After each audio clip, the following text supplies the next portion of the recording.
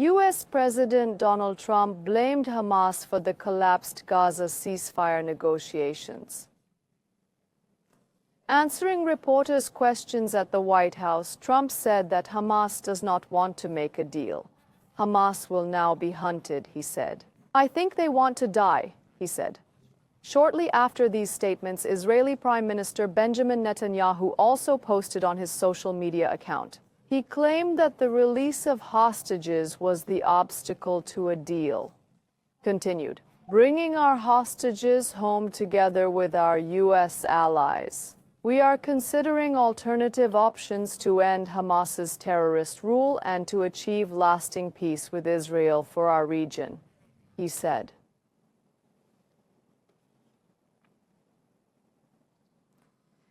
Iran and 3 European countries sat down in Istanbul for nuclear negotiations. This meeting at the level of deputy foreign ministers lasted about 3.5 hours. The first statement from Iran was positive. The parties agreed to continue consultations. Now the negotiating table for the nuclear deal with Iran was set in Istanbul.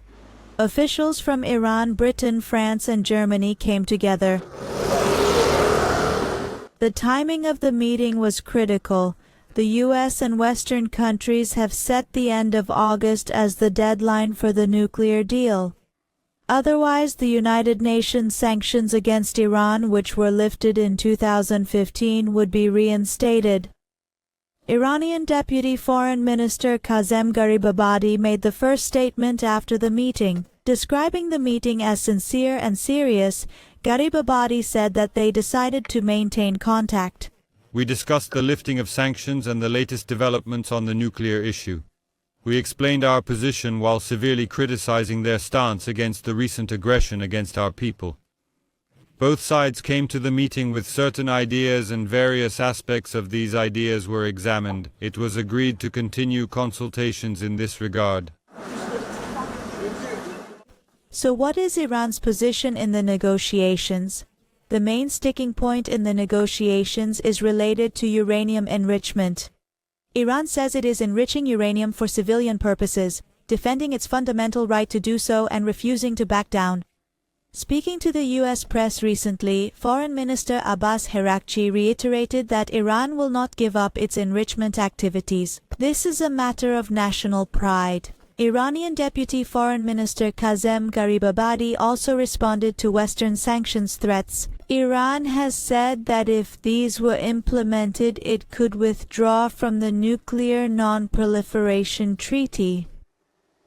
If Iran takes this step, it would be the second country to do so after North Korea in 2003. The United States is following developments closely. President Donald Trump recently warned that Iran could strike Iran's nuclear facilities again if necessary. It remains to be seen whether direct negotiations between Washington and Tehran will resume. Iran is worried that the U.S. will use the nuclear talks as a pretext for new attacks. So, in effect, it is waiting for some kind of guarantee before sitting down with the U.S. again. In 2015, 3 European countries, China, as part of the deal with Russia and the United States, Iran has agreed to limit its nuclear program in exchange for an easing of harsh sanctions against the country. However, Trump withdrew from the agreement in 2018 during his first presidential term. Following the U.S. move, Tehran increased the rate of uranium enrichment.